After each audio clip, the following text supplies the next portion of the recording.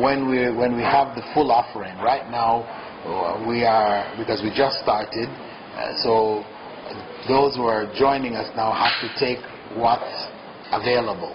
But once the course gets moving, we're going to the fall semester in September, then those who are joining in September, they could conceivably take courses which are from the first semester as well as courses from the second semester.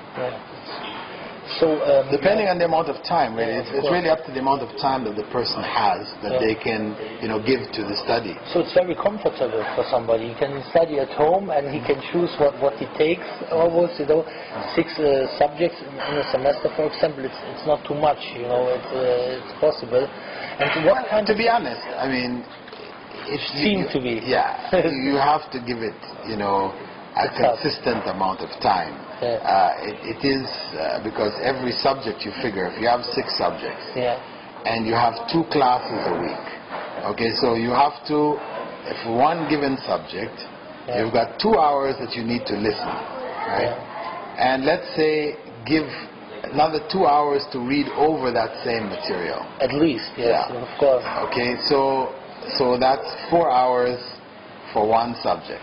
Okay. Okay, and then you have the test also. So you're preparing yourself for the test. Well, even we just call it 4 hours. Yes. 4 hours times 6 subjects. That's 6 courses, 24 hours. Yeah, of course. Okay. I mean, with comfortable, I don't mean it's easy, but I mean he can choose when he learns. For example, for somebody, he has to go to university now. At this time, you have to be available. It's maybe hard, but so he can choose whatever time he learns, of course. Yeah, but the bottom line is, you can say that if you have 7 days in a week, and you decide you're going to put in 6 days evenings studies, you have to think in terms of 4 hours each evening. Okay. So it's not a joke, right? No, I don't say it's a joke. What I mean though is that it is, what it is saying is that even though, say you might miss one night, you can put 2 hours a night and then make up the rest on the weekend, for your Saturday and Sunday, for example. But you'll need to be putting in some consistent amount of hours every day. Yes. It has to be tackled in a disciplined way. You have to do it in a disciplined way. I mean, there's flexibility, meaning that you this can. This is what I mean. This is the word. There's flexibility there, but still, it can't be done when I feel like it. Otherwise, it's not going to work. The person will not be able to keep up with the requirements of the classes, or the assignments, or the midterm, and it's all going to pile up on them. They're not going to be able to. This is the exact term I wanted. Flexibility. For example, now, what kind of subjects do you have? I saw, for example, Aqidah, Mustalah, Hadith, and. It is. We're running basically what we would call the Usul al-Din, Da'wah and Usul al-Din course.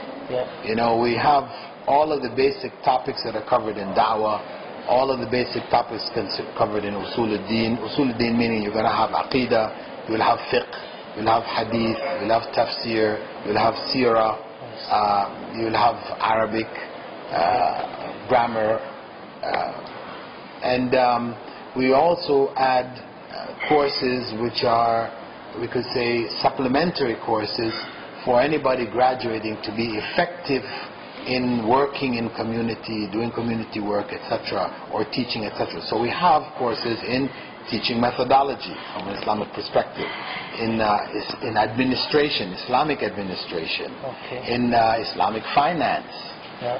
We have courses also in studies of minorities, minority studies, Muslim minorities around the world. We have courses which deal with organizations. How do Islamic organizations function? Looking at those organizations, how to set up an Islamic organization. So, so we have a variety of supportive courses which should give the graduate the ability to either run an Islamic institution or to teach in an Islamic institution, to be a consultant to an Islamic institution, to be a translator, or to just use that in their own field. For example, maybe they're an engineer. Use that knowledge to guide them as an engineer how to apply their skills in a way which is most beneficial Islamically. It's beneficial to the Muslim community, etc. So I see your aim is not only that the people learn for themselves, but that they also teach it afterwards, and that the Islamic community benefits from it. This is what. Because as Muslims, we're not individuals. We are part of a community. Of course, I just mentioned this because some people think, yes, I learn only for myself, and afterwards it doesn't matter. I need to pray, and if I know to pray, it's okay, but I don't teach other people. So I see your concept is based or focused on people who also want to benefit the community. Well, the bottom line is that, of course, those people who just want the knowledge for themselves, we say, come, get it, take it, benefit from it, okay.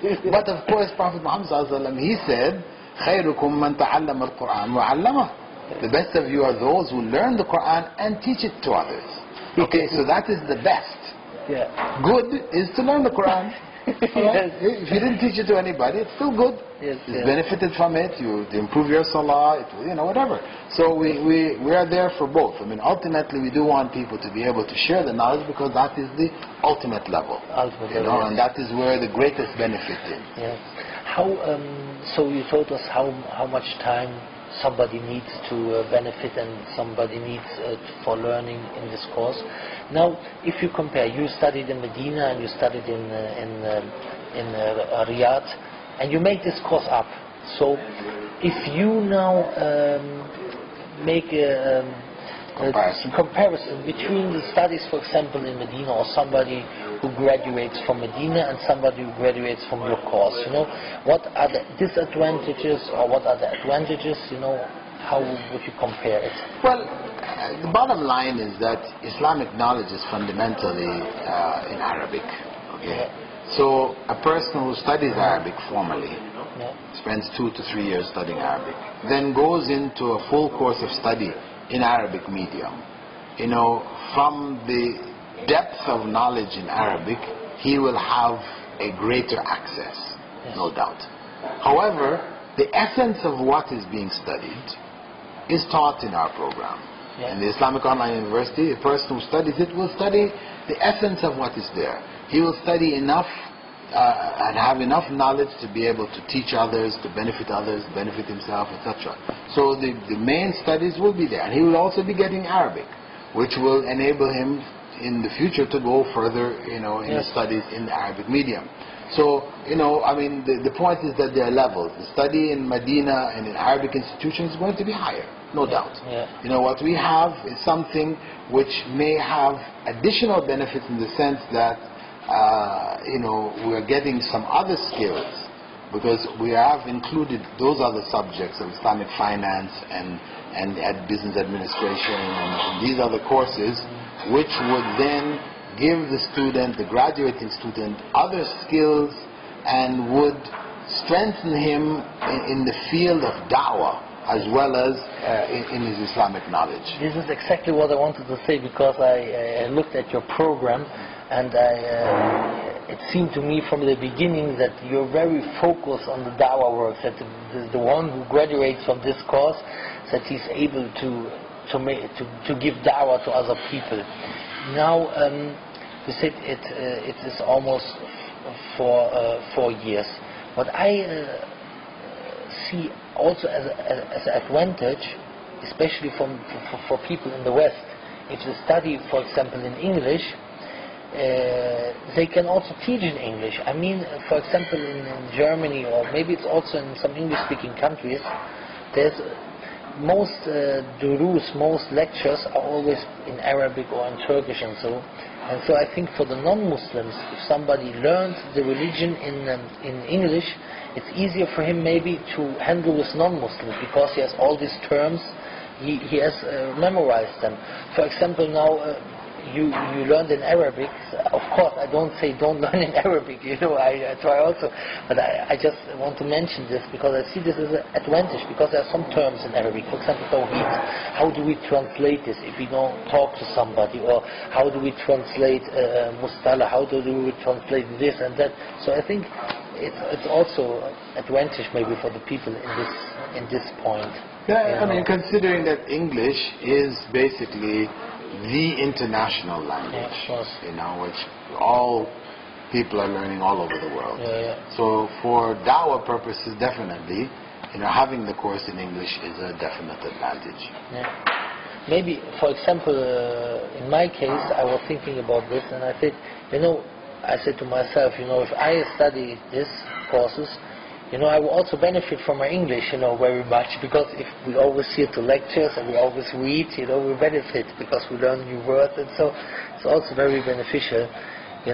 Maybe you want to give some last words to the brothers and sisters in Germany, or